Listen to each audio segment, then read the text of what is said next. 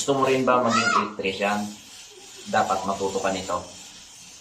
So ganito lang ang pag-wiring mo dito.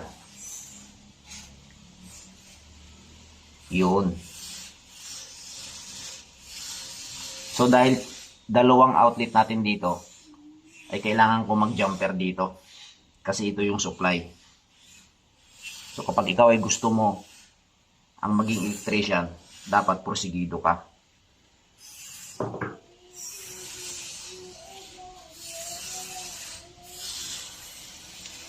Kasi ang pagiging electrician, kailangan porsigido kang matuto.